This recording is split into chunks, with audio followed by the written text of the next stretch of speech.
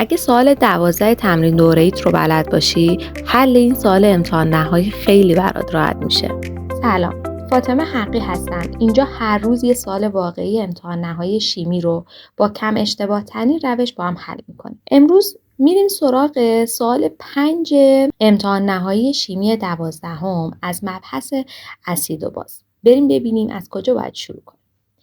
ببینید بچه‌ها، حتما یه سوال از خنثی کردن تو امتحان نهاییتون میاد. هر سال یعنی اینطور بوده که از مبحث خنثی کردن سوال اومده.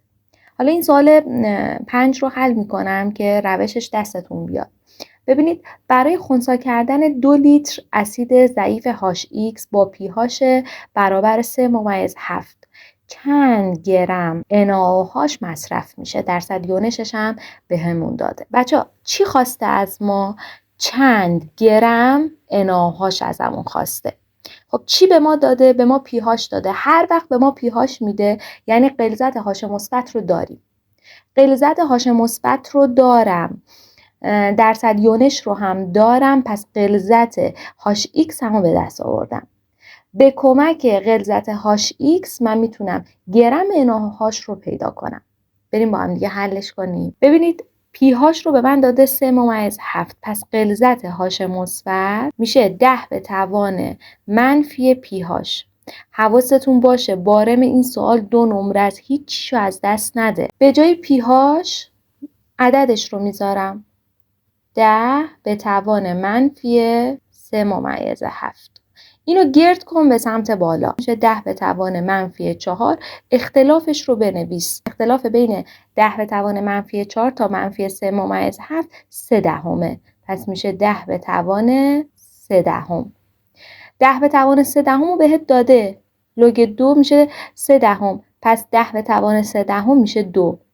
بنابراین غلظت H مثبت من میشه 2 ضرب در 10 به توان منفی 4. مرحله بعدی درصد یونش داده. به کمک غلظت H مثبت و درصد یونشی که دارم من غلظت HX رو پیدا میکنم. درصد یونش رو به ما داده. فرمول درصد یونش رو بنویس. درصد یونش میشه غلظت H مثبت بر روی غلظت HX ضرب در 100. درصد دیگه، درسته؟ بچه‌ها 2.5 رو می‌نویسم 10 بر روی 4 مساویه با غلظت H مثبت رو به دست آورده بودم 2 ضرب در 10 به توان منفی 4 بر روی غلظت HX ضرب در 100. ضرب در 100 رو می‌نویسم 10 به توان 2. حالا اینجا رو نگاه کن. این 10 به توان 2 با 10 به توان منفی 4 میشه 10 به توان منفی 2. این 10 این طرفم با این میشه 10 به توان منفی 3. بنابراین صورت هم شد 2 ضرب 10 به توان منفی 3. یه 4 هم تو مخرج دارم، اینا با هم دیگه ضرب میشه 8 ضرب در 10 به توان منفی 3. خب یکاش هم که مول بر لیتره. حالا چی از من خواسته؟ چند گرم NaOH رو از من خواسته. برای به دست آوردن NaOH بعد استوکیومتری بزنی. خواسته مسئلت چند گرم NaOH مساویه با داده مسئله. همیشه بچه‌ها برای گذاشتن داده مسئله اون داده ای رو بذار که همیشه یه دونه یکا داره. اینجا رو نگاه کن. برای خنثی کردن 2 لیتر این فقط یکاش لیتره، ولی این عدده رو نگاه کن مول بر لیتر 2 تا یکا داره. همیشه داده ای رو بذار که یه دونه یکا داشته باشه. پس من 2 لیتر رو میذارم. 2 لیتر HX. مخرج کسر لیتر HX. همیشه وقتی یه ماده رو میخوای به یه ماده دیگه تبدیل کنی باید مول به مول بری. بنابراین مجبورم HX رو لیترش رو به مول خودش تبدیل کنم، باز از یه کسر تبدیل دیگه مول NaOH تبدیل کنم. مول به لیتر اینجا عددش رو دارم 8 ضرب در 10 به توان منفی 3 به ازای 1 لیتره. خط کسری بعدی مول صورت کسر قبلی رو پایین می‌نویسم، مول NaOH رو بالا می‌نویسم. مول به مول میرم سراغ ضرایب استوکیومتری که ضریباشون جفتش 1. ضرب در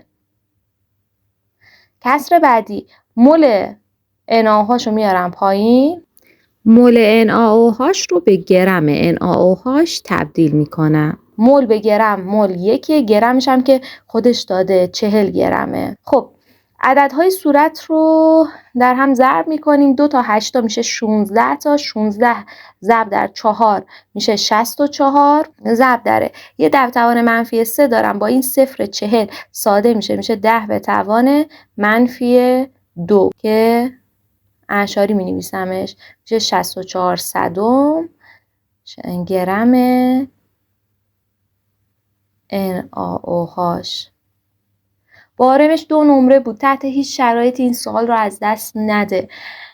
ببین من بارماش هم برات بنویسم کجاها چجوریه. نوشتن فرمول 10 به توان منفی پی هاش این 25 صدمه. به دست آوردن جواب آخرش 25 صدمه. نوشتن فرمول درصد یونش 25 صدمه. به دست آوردن غلظت هاش ایکس 25 صدمه. تا اینجا شد یک نمره و یک نمره مهم بعدی این استوکیومتریه.